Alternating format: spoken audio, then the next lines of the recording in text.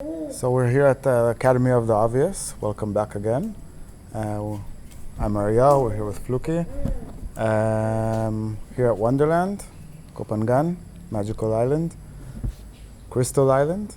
Wanted to discuss a few interesting topics today as well. How are you? I'm good. Find myself coming easy to this session with you.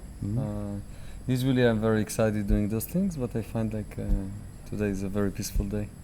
So tell us a little bit about the preparation you do before, if you like. I think that we sometimes don't see in life that we're going to do one thing, but we're actually in the headspace in another thing.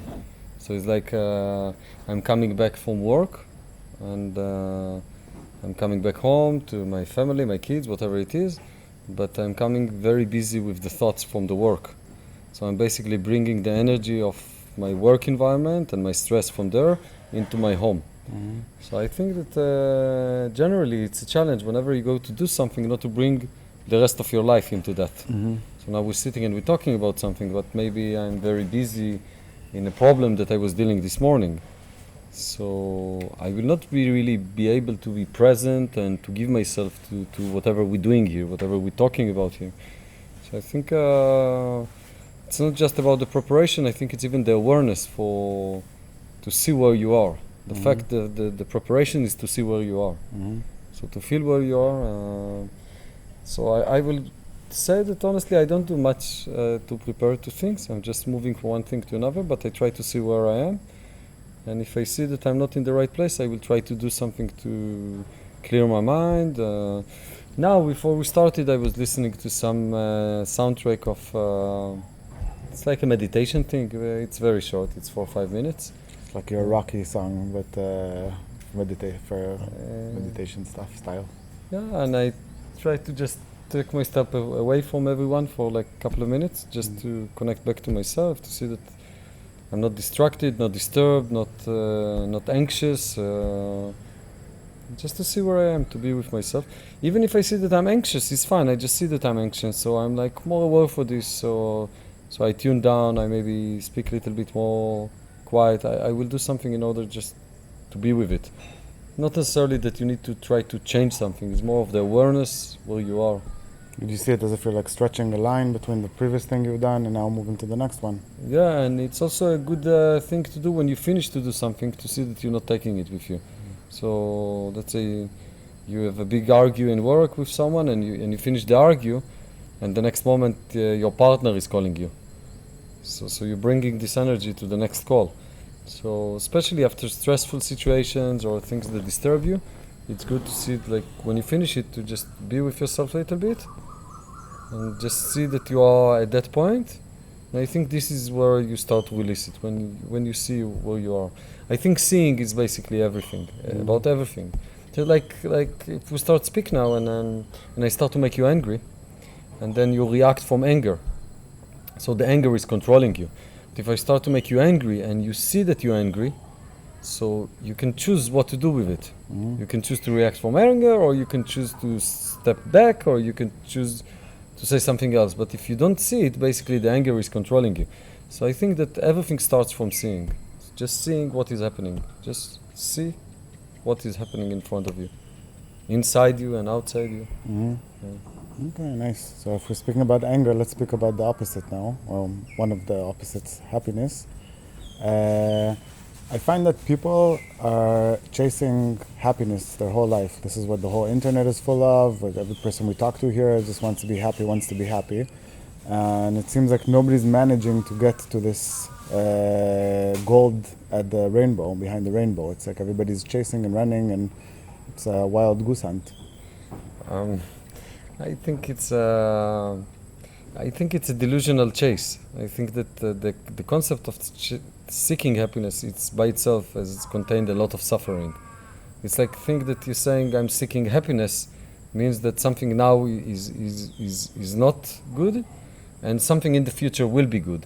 And it seems that all our life looks like this, that we always just trying to find something in the future that will satisfy us, and then we will be happy when we're going to reach this moment.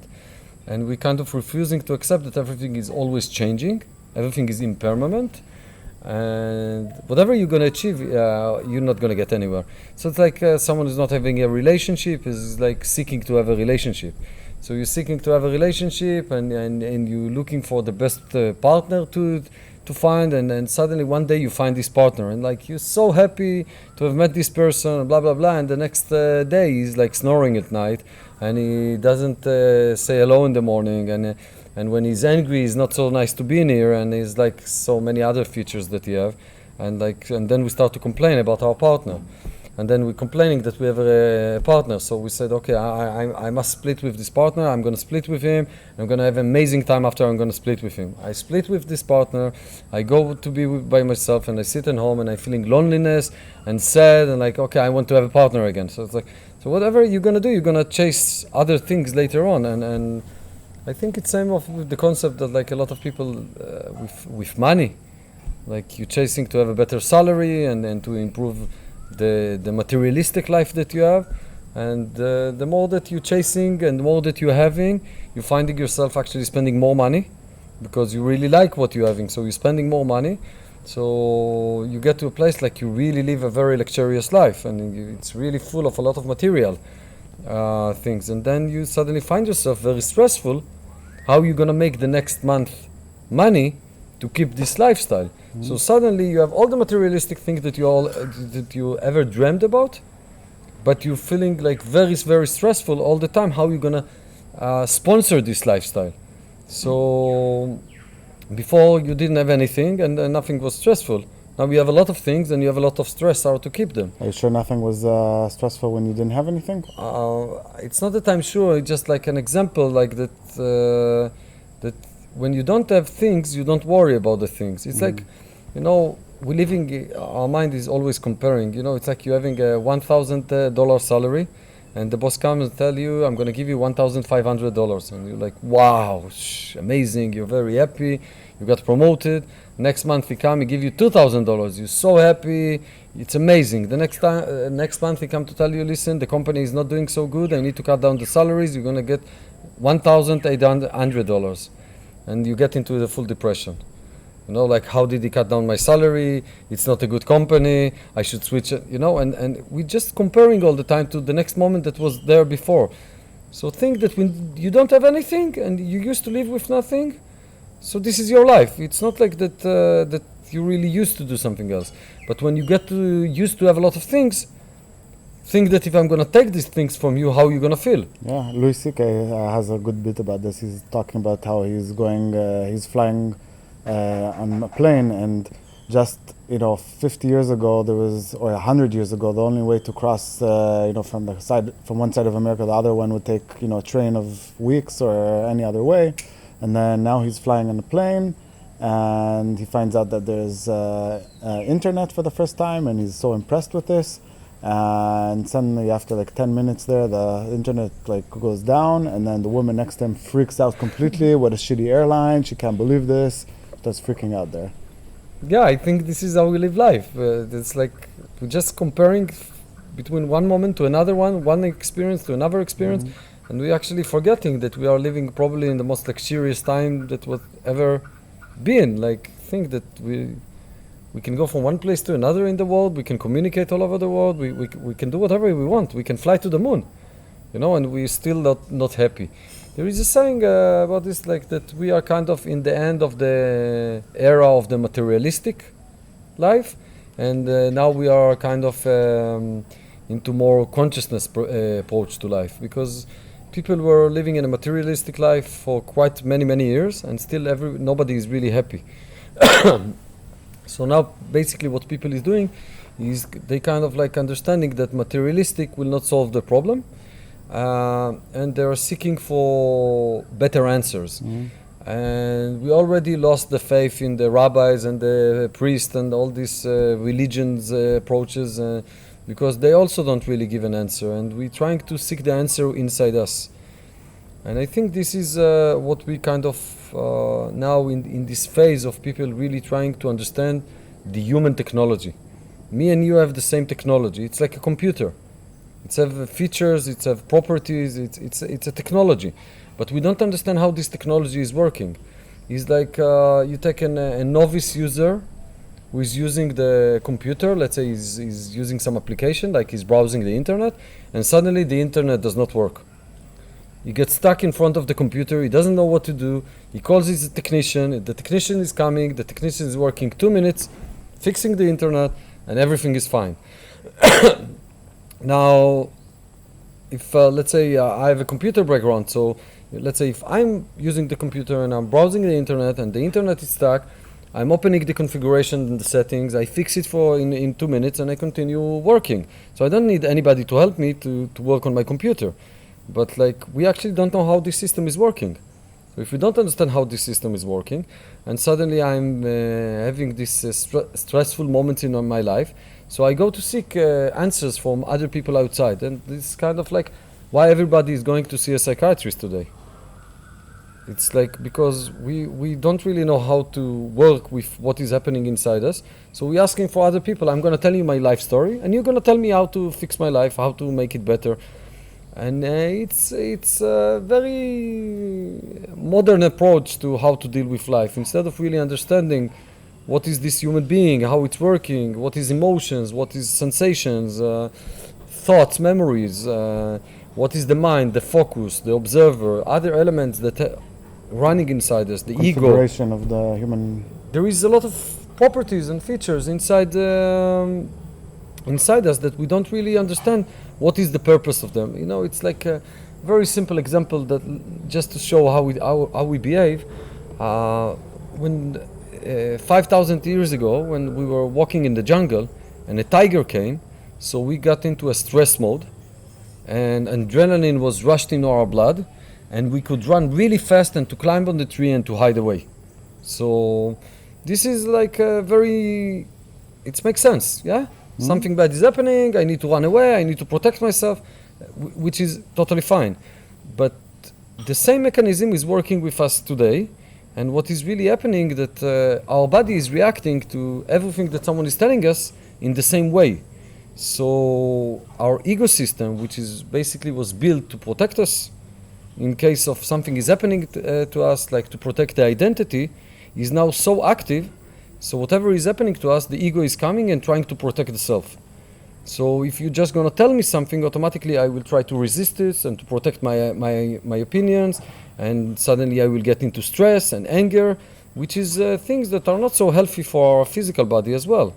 So things that used to happen like once in a week when we were living in the jungle, now happening to us 500 times a day. So all our body is basically always acting from a stress perspective. What is the difference between the ego and the identity? Think about the ego as, let's say, as my hand, and let's say, let's take this, and this will be my identity. So think that this is everything that you learned all your life, and everything that you know, the way that you look, all your belief system, this is your identity. And think about the ego as someone, as my hand, and is trying, basically is doing something like this. I'm protecting my identity. The ego is protecting the identity. So if you're going to try now to touch my identity, the ego will automatically be there to protect it. So in a way that everything that is changing who I am, every attempt to change myself that is coming from the outside or sometimes from the inside, the ego will try to protect it. So this is why we have a lot of resistance to a lot of things, or whenever we try to I'll give you a nice example. Let's say you are in a relationship, an abusive relationship, and you are being abused in this relationship. And all your friends are coming to tell you, like, listen, you have to cut this relationship, it's not good for you, and so on and so on. And you're still staying inside this relationship. And a lot of people actually staying in abusive relationship. And when you ask them, they even describe you. My partner is doing that to me, and he's bad to me, and so on and so on. And then you try to understand, so why do they stay in this abusive relationship? And it's because we are actually protecting the now that we know, and we're trying to avoid the future that we don't know. So you going out of the relationship is basically going to an unknown territory. And this going to unknown territory is very dangerous. So the ego is basically protecting us and is basically putting us in this, trying to make sure that we're not going to change what it is now.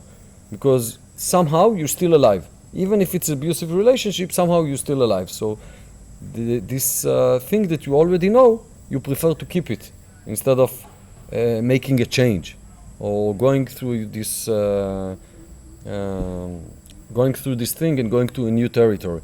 And actually, I think this is why that every time that we're going through a change or we're trying to make a change, we have a lot of stress and difficulties. Let's say we want to change the work that we're having, or to take a break, or to change relationship, or any change that we're trying to make. There is a lot of resistance, a lot of fear is coming. And this is basically the ego is playing games with us. He's trying to protect the now. And I think that is sometimes we need to understand that you wouldn't be sitting here without your ego. Mm-hmm. This is what brought you until this moment. But this is also why it's so convincing to believe to the ego, because it saved your life until this moment that you are sitting here. And breaking through the ego, I think it's always a challenge, and it's not easy. So if we were now 1 million years ago, if we would break through the ego, we would probably get killed. I don't know if this is where we need to take this. I'm just saying that we need to understand that inside us there is a mechanism that tries to protect us, and he's our best friend. He's not our enemy. A lot of people look at the ego concept as an enemy. I need to kill my ego. I need to break my ego. No. Our ego is our friend. He's protecting us. He's totally fine, and nothing is wrong with having the ego protecting us. But if I'm blind, I'm not seeing what my ego is doing to me, so the ego is controlling me. And I can see that, let's say, I want to do something and I'm afraid to do it. And I get all these ideas why I shouldn't do it. It's fine, very nice ideas, I understood them, now I can go do it. Yeah, there is a big difference from not doing the things because of the fear and the stress and all these things. And I think that maybe interesting to speak is you started with the question about happiness, but what I actually want to say that I want to bring a different perspective to look at happiness, a different type of happiness. And to look at this type of happiness, I actually prefer to speak about suffering. And happiness and suffering are kind of the opposite. So if you are suffering, you are not happy. If you are happy, you are not suffering. So sometimes we try to understand so much what is the happiness, but I think that if we're going to understand what is the suffering, and then we understand that we can maybe let go of the suffering or release ourselves from the suffering. So if there is no suffering, what do you have? Happiness. Happiness. So life can be much simpler by just understanding what is suffering and not by trying to reach happiness. Mm-hmm. And sometimes the best way to understand something is to understand the opposite of it.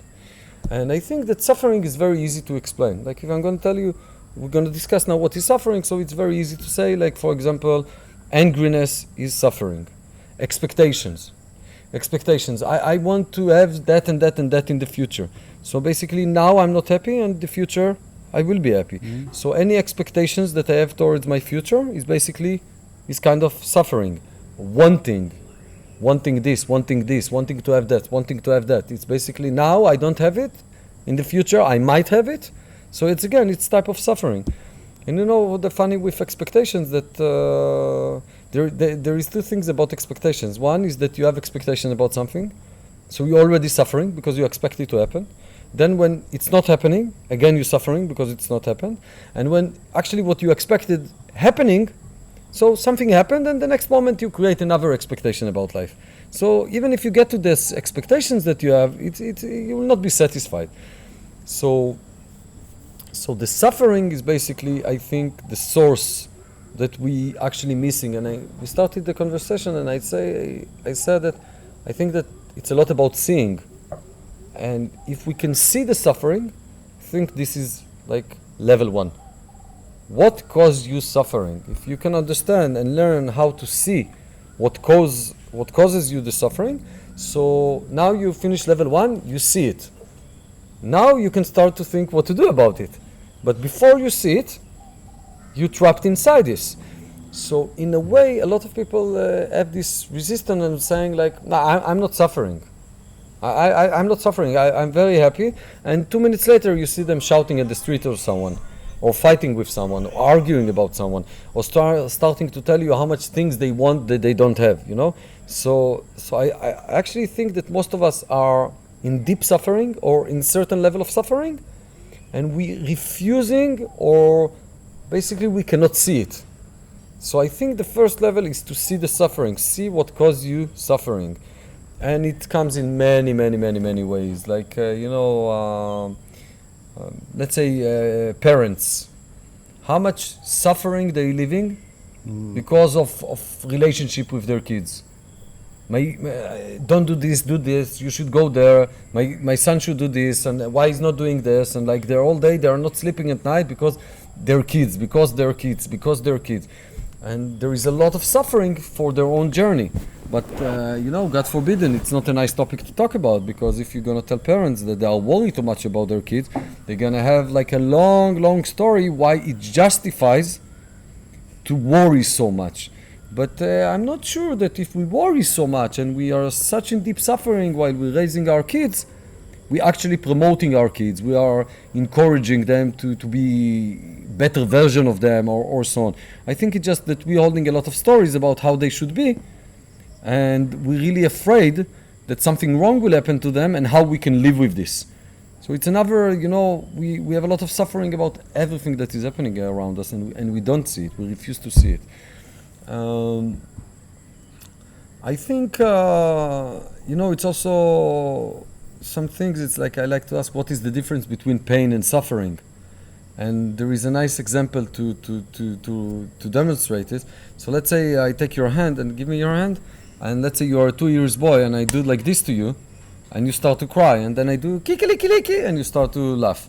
But if you're 30 years old and I take your hand and I do like this to you, you're not going to speak with me for 1 week, because you're going to go now for 1 week, and I don't believe that he did this to me, and you're very angry, and why did he do it to me? And I think this is what, like, the difference between pain and suffering, which pain is something that is happening to us, and suffering is the way that we relate to the things that happened. So, for example, let's say someone is coming to you and give you a very bad news. You have a cancer. Okay? It's very bad news.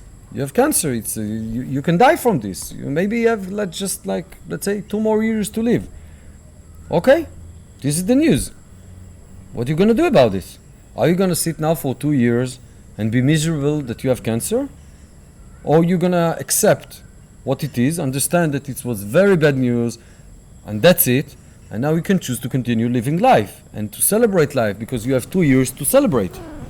So I think that in many ways we are very confused, because something is happening to us, and then we develop a lot of story and attachment to the thing that happened to us, and we cannot continue our life forward. And there is amazing examples like for the other side of this. Like there is a very famous story about a woman that her son was murdered, and she came to visit the person who killed her son in jail, in prison. And she basically kind of took him and basically she kind of in a way adopted him. And she saw him and she talked with him, and so she basically took her pain, her deepest pain. Her son was killed by this person, but she chose to look at life and to understand she cannot change anything, and maybe she can do something about this person who killed her son, and maybe to save him from his own misery and his own delusion of why he needed to do this and how to live with this. And I think that her story is amazing, because her life story is also became like much more a happy story. Instead of like living in misery, how did this happen to me? So it's a lot of how we see the things that are happening to us, how we understand them. And I think, this is very nice words, but there is a question, how do I bring it into reality? Like, how do I see my suffering? How do I learn to see my suffering? How do I learn to understand my suffering? And how do I understand how to let it go? Yeah, how do I release myself from the suffering? Which I think it's the most important question to ask, because Just talking about this will not change anything in your life.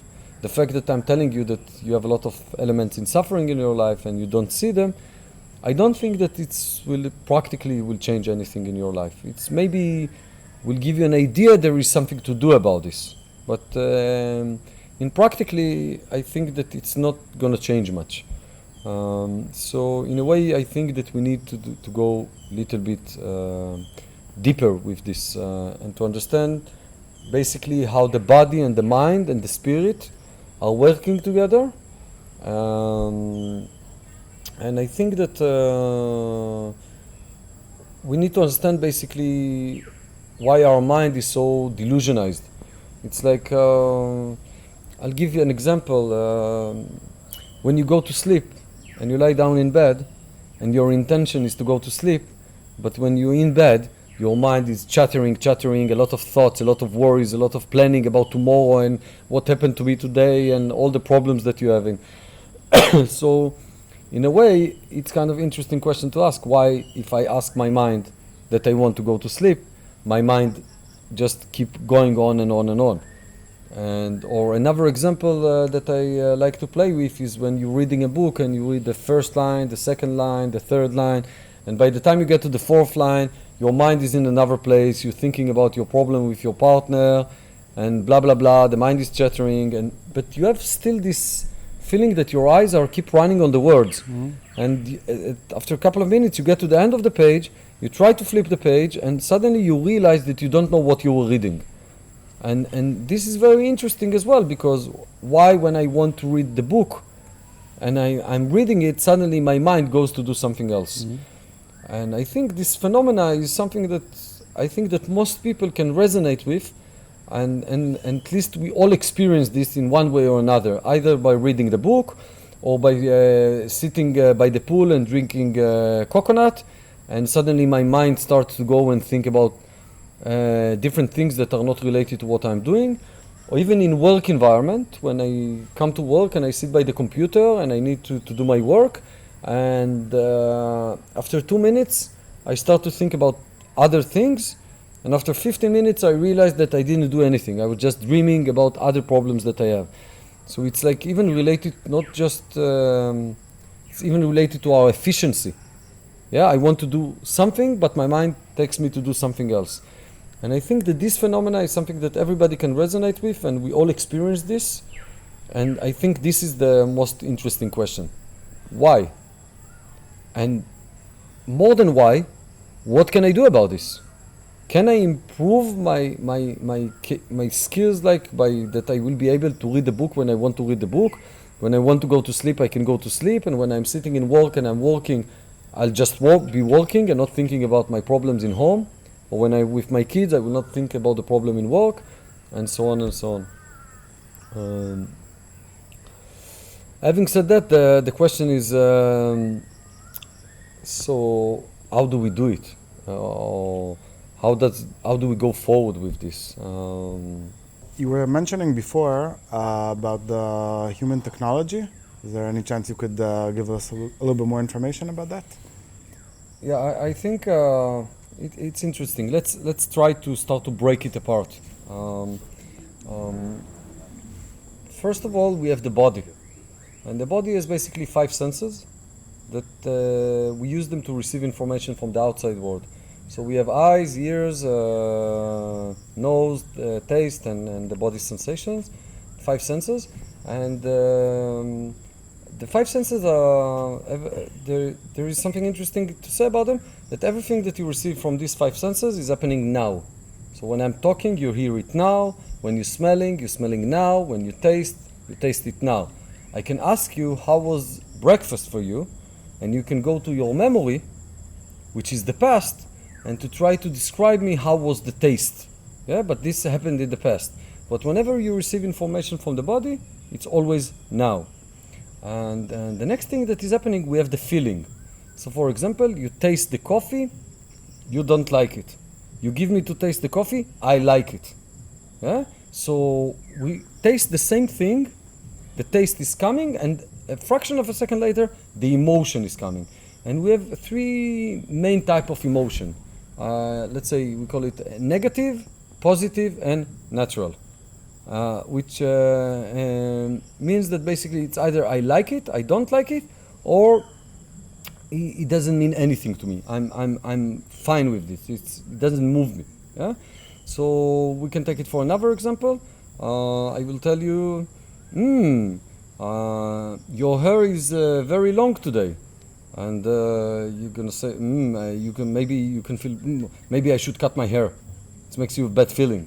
But actually, what I meant to say is that it's very nice or something like this, and you just, the way that you heard it, the feeling that came inside it can be good or bad or natural, or you can even like you don't care about this. Yeah? So something is happening in the outside world, we receive the information, and automatically we have a feeling about it. The next thing that we do is we have the memory. We remember it. So I give another example. I go to do a yoga class, and the teacher says to do like this, and to do like that, and then to do like this again. And then I look around me, and I see everybody is like that. And I can only do like this. Huh? I do like this, everybody else is like that. So what is actually happening, I'm seeing this, and my feeling is, I'm not good enough. Something is happening, and my feeling is I'm not good enough. And this is a subjective feeling. This is my feeling about the thing, and then I remember this. So now I have a memory, yoga, I'm not good enough. So this is my memory, and now it stays with me. And by the way, I don't choose it.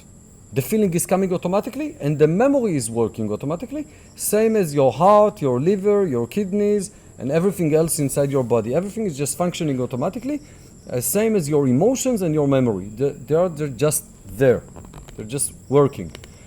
And later on, a couple of hours later, you go, you sit by the pool, you drink a coconut, and suddenly you start to think, maybe I should go to my room, I close the curtains, I close the doors, and I start to practice yoga. And then you realize that you were thinking this, and you're coming back and you're drinking the coconut. So you had a thought about something. And this thought is basically representing the future. There is something in your memory that is triggering this thought. So I had a memory that I'm not good enough in yoga, and later on, I will think about it. So one thought will be that I should go and practice yoga in my room. And another thought will be, I'm never gonna do yoga again because I don't like yoga. Yoga is not good, I don't like it. So of every memory that we have, we start to have a lot of thought about this. So the five senses of the body, basically representing the now, what is happening now. The emotion and the memory are a process of the past. Something happened, I have an emotion about it, and I remember it. And then the thoughts representing the future. So the thought is like, I'm trying to fix it, I'm trying to make it better, I'm trying to have more of this. We went to the beach yesterday, we had an amazing experience, you really loved it, and then maybe you're gonna think, when can we go again to the beach? So it can be positive and negative, yeah? But it always will be based on a memory that you have. Kind of, if I'm gonna delete your memory, you're not gonna think about anything. The only reason you think all day is because you have a memory. And the reason that you have a memory is because something with an emotion happened to you. So for example, you're not going to think about things that happen to you and you don't care about them. It's kind of like something good is happening, I remember this. Something bad happening, I remember this. And then later on, I will think about it and try to make more of this, or to make sure that nothing bad again will never happen. Like to take out the bad experience or to make more of the good experience. So these four elements are basically running automatically. And we don't even control them. They're just a phenomena that is happening inside us and just running all day. The next element let's play a game for a second, for the next minute. And I will just ask you, and everybody who's just listening to this, we can all do the same thing together. Just stay the way you are for the next minute. Don't move. And now what I want to ask you is to try to see where you feel your body weight. Like in which point in the body now you feel a little bit more tension because of the body weight. So if I look at you now and I see how you sit, so can be, let's say, the point in your leg, where your leg is touching. You feel here maybe a little bit tension? So just try to focus on this place and to feel the tension, where you have the body weight. It will be normally somewhere around the legs, in the feet. Connect to this and feel it and see exactly where is the point. And now what I want to ask you is, please try to remember, what did you eat for dinner yesterday? What did you eat for dinner yesterday? Papaya. Yeah, okay. Now, what did you eat for breakfast? Today? Yesterday? Nothing. Nothing, okay. Now, do you have a plan what you're going to eat later on today? You already planned? Papaya. You're gonna eat papaya. Now, I want you to try to connect back to the same point in the leg. You find this point again? Mm-hmm. Okay. So the question that I want to ask you now, where this sensation, this feeling in the leg, were while you were thinking about yesterday dinner or yesterday breakfast or what you're going to eat today? Nowhere. So, Didn't feel it. yeah, but you didn't move. So it's also very interesting how it's possible that you didn't move and the tension was still in the same place, but you didn't feel it. And this is very interesting. So going forward with this, I want you to try to imagine, and you can move, you don't need to sit in the same, we finished with this practice. I want you to try to imagine a very big dark room with no windows, total darkness. You're standing in the middle of the room, and inside this room there is a lot of shelves with a lot of things on them. Yeah? And now I'm going to give you a flashlight with a very narrow light beam. And we turn it on, and now I want you to take this flashlight and point to the sensation in the leg. Can you find this? Mm-hmm. Now I want you to take the flashlight and point to the memory, what you were eating yesterday. Yeah, you remember if you were eating with your hand, with a fork? Yeah? A fork and a knife. Fork and knife. Okay, so now the flashlight is pointing there. Now I want you to point with the flashlight to what you're going to eat tonight. Okay? So in every given moment, you're inside this room and you can point with the flashlight different place. Every time you point to a different place, and basically what you're actually perceiving from whatever is inside the room is only the thing that you point to with the flashlight to. So in every given moment, basically you focus on one thing. And now I want you to take the flashlight and start to read the book. First line, second line, third line, and suddenly you start to think about something. So the flashlight now is pointing to what you're going to eat today. And your eyes are keep running on the page. And at a certain point, you get to the end of the page, you try to flip the page and you realize that you don't know what you were reading. Where was the flashlight? So the flashlight was in your thoughts about the future. Yeah? So, and before your flashlight was on the first line and the second line, you were actually reading and perceiving the content of the book. So think about this flashlight as like your focus mechanism. And at every given moment, your focus is in one place. There is a million things happening. Your body is sending you a lot of senses. Your everything in the room is moving, but you can only focus on one thing. So we have a guest. We have a guest coming to visit us. Hannah came to visit us. So the fifth element that I want to add to the game is the focus, is the flashlight. Now, what I want you to imagine is that instead of you standing in the middle of the room, there is a monkey, and the monkey is holding the flashlight. Okay? So the monkey is holding the flashlight, and the monkey is just playing with the flashlight and moving it from one place to another. Does it sound familiar with some of your life experience that you're just feeling? Yeah, all the time. Yeah? Just jumping from one place to another and moving, and it seems like it's uncontrollable. Yeah. Yeah? Now, if I'll ask you now, how much is 5 plus 5? How much is 5 plus 5? 10. 10, okay. So you can take the flashlight and point to your thinking and to find the answer and to give me the answer. So sometimes it feels like the monkey is holding the flashlight, and sometimes it feels like you holding the flashlight. Like I told you, connect to the sensation in the leg. So you could take the flashlight and point it to the sensation on the leg. But when I give the example, when you're reading the book, it seems like you're taking the flashlight and pointing it to the content of the first line, second line, third line, and suddenly someone is taking the flashlight from you and pointing it to another place. Because you didn't really want to do it. So who is doing it? So the next thing what I want to add to this room is near the monkey, I want to put the manager. There's going to be a manager inside the room, and the manager can tell the monkey what to do. So the managers tell the monkey, please point to the first line in the book and start reading, so on and so on. But the manager has something that he really likes to sleep. He really, what he likes really to do is to go to sleep. So the manager is awakened, and he's telling the monkey, please read the book. We start to reading the book. We're pointing the flashlight to the book. We're starting to read the book, and the manager falls asleep.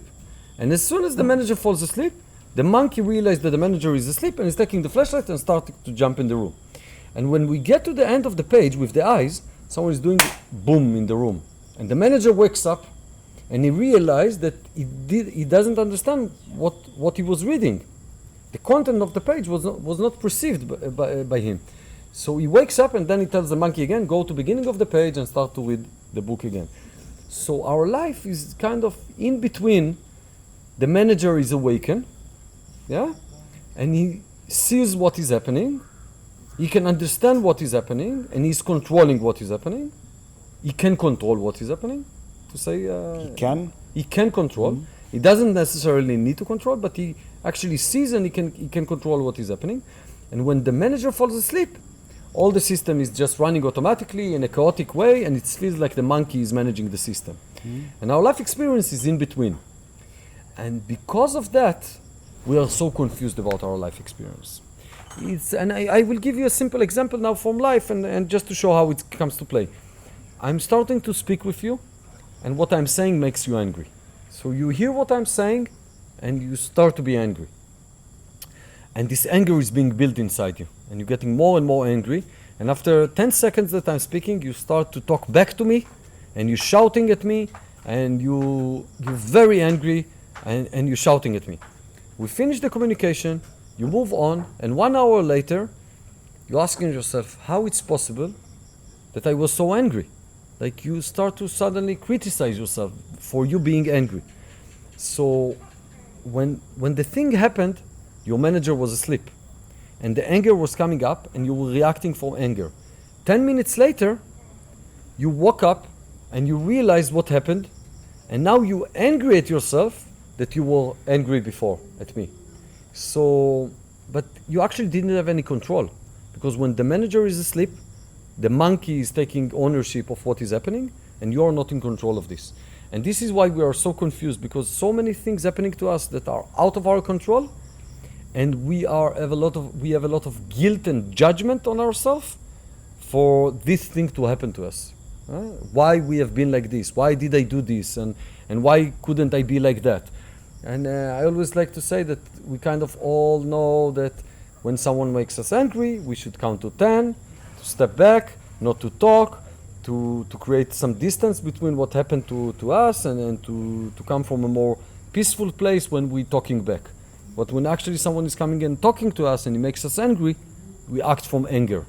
And in many ways of our life, this is basically how we behave. We are reacting to what is happening, and we are not having this space between what is happening to us. The manager is asleep. We're being taken over by the monkey, and the system just running automatically.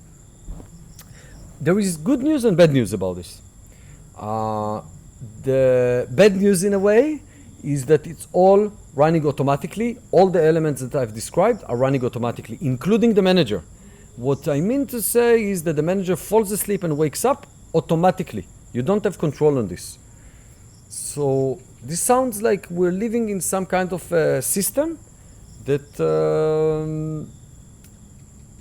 we're just living inside it, and everything is just running automatically, and we have nothing to do about this. The good news is all the elements of the system are like muscles, meaning that they are working to the capacity that they can, but we can train them to work more efficiently. Same is like I'm going to tell you now, can you run a marathon? Can you run a marathon? No. Okay. Can I train you to run a marathon? Yes. So I can build a program to train you to run a marathon. So I can work with your heart capacity and your lungs and your muscles in the legs, and I can train them. And after a couple of months, you will be able to run a marathon. Same is all the elements that I've talked about. Same is like our emotions and memories and thoughts and the focus. And more than everything is the manager. We can train the manager like a muscle, and basically we can train it how to, I will say, less fall asleep, yeah? And from the other side, wake up quicker. So if I'm less falling asleep and I'm waking up quicker, basically it means that the manager is more present, I'm seeing what is happening, and I can choose what to do. And when the manager is asleep, I don't have this capability. So by training the manager, basically we can improve our quality of life. Yeah? So if I'm now daydreaming, and this daydream is very stressful, and I'm inside this daydream for 10 minutes, so I have a very stressful experience. But if I'm daydreaming and after 5 minutes I wake up, or after 3 minutes I wake up, or 1 minute, or 30 seconds, or 5 seconds, so instead of being 10 minutes in these delusions that are very stressful, I will be there only for 5 seconds. And when we talk about people that have a lot of, let's say, stress in their life, a lot of fears in their life, and they basically getting to a place that it's actually become like sickness. They sometimes maybe it's come to a place that we need to start to take medications to balance these things. So working in improving these muscles basically can reduce the amount of stress that we have in our life, or the amount of fear, or how much we are in fear in our life, and so on. I just want to say that for this conversation, I called it the manager, but in different traditions, they will call it in different names. They will call it the observer, consciousness, spirit, soul, whatever. So I will continue, I think, by calling it the observer, because it's a nice word. It's like the one who observes what is happening, the observer. So I like this word, and we can train the observer to be more awakened, and by this improve the quality of life. So the next question is how do we do it? I think can be a nice thing to little bit talk about. So there is a moment that I will ask it in a different way. How do you know that you sleep? You don't. So when you wake up, you know that you sleep. How do you know that you daydream? You wake up. When you wake up from the daydream, you know that you were daydreaming. And when you daydreaming, basically you're busy with the past and the future, and you're not in the moment. Okay? So when you receive information from your 5 senses, you're here and now. And when you're daydreaming, you're in the past and the future. And to be honest, we don't even know how much we're daydreaming, but we actually daydreaming most of the day. And every time that I'm gonna just leave you by yourself to do nothing, you're gonna start daydreaming. The reason I'm asking this, because this is basically how we understand the difference between we are awakened or we sleep. Yeah? So, for example, let's say you're sitting by the pool and you're drinking the coconut, and suddenly you start to think about something. So now you're daydreaming. And there is the moment that you wake up from the daydream and you realize that you were daydreaming and you're just sitting by the pool. So you're sitting by the pool and you start to think, I'm never going to go to yoga again. I hate yoga. And so on and so on. Suddenly you wake up and you realize that you're in the pool. So there is the moment between the daydream and the here and now. And when you're noticing this moment, this is basically the practice. So, for example, let's say you're now washing the dishes. And you're cleaning the dishes, and you start to daydream. Then at one moment you wake up from the daydream and you were realizing that you're daydreaming. And the next thing that you automatically do, you go back to washing the dishes. But instead of going back to wash the dishes, you stay for a moment. What I mean stay for a moment is that you fall asleep, you wake up, and the moment that you wake up, instead of coming back to wash the dishes, you're realizing, I was daydreaming. Right? You realize that was a dream, and this is now. I'm back to washing the dishes. So I pause between the two things, and I notice this moment, And I also say that I think the best practice to do it is to smile. And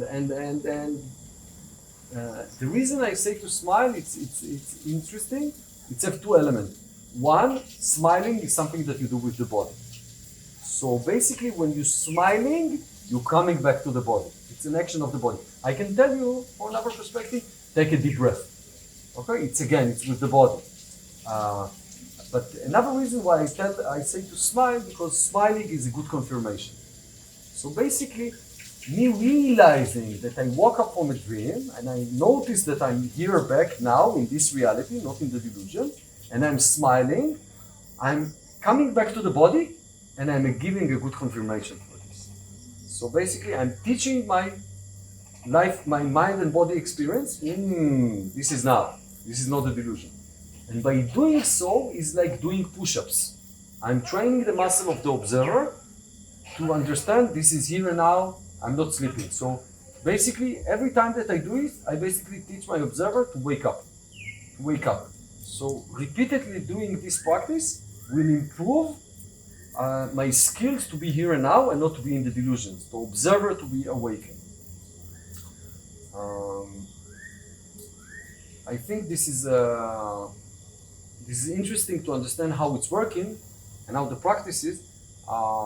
I think the problem with today life that if I'm going to tell you what I just told you now and you're going to try to do it, so you maybe can be able to do it 3 times, 5 times, 10 times a day. The practice will not be sufficient. That's what I'm trying to say.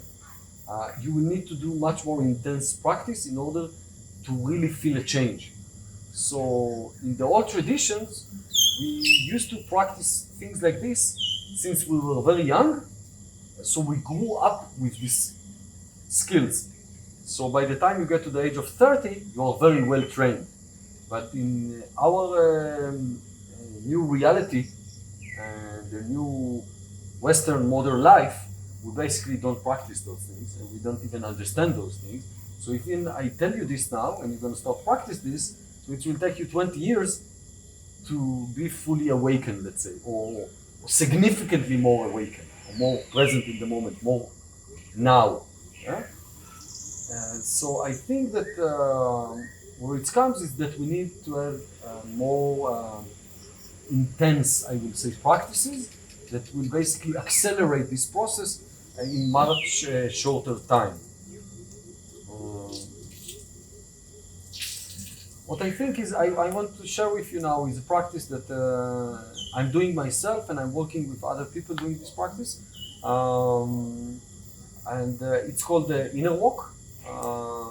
It's a practice that I studied with a monk in Koh Phangan. He developed this practice. It's a little bit different from what normal Buddhist tradition practices. And it's basically a very simple practice. The practice itself, to teach it, it's like 1 minute. So I'm going to give you the practice in 1 minute. I'm going to explain it, and then maybe I will explain how the practice is helping. So the practice itself is kind of being done in a space of maybe the size of 15 meters, and basically you're walking between two sides of the wall. 15 meter. And you're walking from one side to the other side, you turn around on the spot and you're walking back and forth on the same line. So you're basically walking back and forth on the same line. You try to keep your eyes basically towards the ground, like 45 degrees or something like this, and you're walking back and forth. And this is the whole technology of the practice. There is nothing more than this. The question is, like, it sounds like very horrible to walk back and forth and how it's helping. So the way that it helps is basically what we do in this practice is you walk from one side to the other side and turning around, and while you're walking, when you start walking, your mind will go to another place. You're going to start to think about tomorrow, about yesterday, about your childhood, about many different things. And whenever you wake up from the thought and you realize that you're back in the moment, so the instruction is again to smile and to continue walking. Yeah? So basically you're walking, you're falling into the daydream, you're coming back, and you're noticing it, and you continue walking. What makes this practice special is not what I just said, is that because every 15 meters you need to turn around, basically it's disturbing your thought process. So think that you're starting to walk, and after 5 meters, you fall into the daydream. You continue walking, you finish the 15 meters, and you're gonna hit the wall. But because you're walking with open eyes, your body is telling you, be careful. There is a wall in front of you. You need to turn around. So basically, every 15 meters is like someone is telling you, wake up, wake up. Flashlight goes on. Yeah, the flashlight, yeah, wake up. So you're starting to walk, and after 5 minutes, 5 meters, you fall asleep. And by the time you finish the 15 meters, you have to wake up because something is disturbing you. So because something is disturbing you, you wake up, you notice the daydream, you notice that you're back here and now, you smile, and you continue walking. But you can't do it, it's not automatic mode already when you're going back and forth? No, it's sometimes when you do the practice, you have some feeling that is like you're doing it automatically, but it's still happening because something is disturbing your thought process. So I keep doing it. So I'll just give like an example. In 1 hour of this practice, it's between 300 to 500 times you have this wake up. Okay? So in 1 hour of practice, you get the opportunity or the chance to wake up 300, 400 times. Now, if I'm just gonna give you this practice and you're gonna try to do it by yourself, by just washing the dishes and noticing the phenomena, you might do it 5 or 10 times. But because every 15 meters someone is basically waking you up, which is yourself being waken up because you need to turn around, so you get a chance to do it so many times. And so by doing it so many times in so little bit time, basically it's opening the muscle very strongly. Training it. It's training it in like intensive training. Now a lot of people have fear of doing this because they think like, oh, I don't want to be with myself. I don't want to see my thoughts. I don't want to be in my, because normally when I just gonna tell you sit 1 hour with yourself, you're gonna start think, and maybe if you have a lot of scary things to think about, you're gonna have a lot of stress by thinking about these things. But what's really happening because you're walking, you're starting to think about something, and like someone is waking you up, so it's bringing you back. So you not go so deep with your thoughts. You're going little bit and out, little bit and out, little bit and out, and by doing this, you're practicing this muscle. The full training of what we're doing, it's a 4-day journey, and every day we do 4 hours of training. So basically, every day you do 4 hours, it's about, let's say, minimum 1,500 times of waking up, and you're doing 4 days consecutively. Finishing these 4 days, I can say that the experience that I have with at least 500 people that I did this practice with, that is very, very powerful. It's very, very strong. It brings you this automatic reaction. It's like becoming more natural for you, just to snap out from your thoughts and being more present in the moment. And so this specific thing is working basically on the element of waking up. Come back, come back. So instead of being 10 minutes in the delusions, you spend only 5 seconds in the delusions. Now it's important for me to say that it's a progress bar. So what is happening is when you start to practice, you're improving your skills. You're becoming more and more present in the moment. But even when you finish the 4 days practice, you go back to life, you're basically getting used to see this. Falling asleep and coming back, falling asleep and coming back. So it's like a snowball. You push it down the hill, it's starting to get bigger and bigger and bigger. Certain point you finish the training, but when you go back to life, the snowball keeps moving. So it's kind of, I'm pushing you into a journey that is just improving and improving and improving all the time. Anyway, thank you very much to everyone. Thank you to our amazing team here. Couldn't have done it without you guys. Thank you, Yaron, for fighting behind you all day. That's it. Let's call it a wrap at the Academy of the Obvious.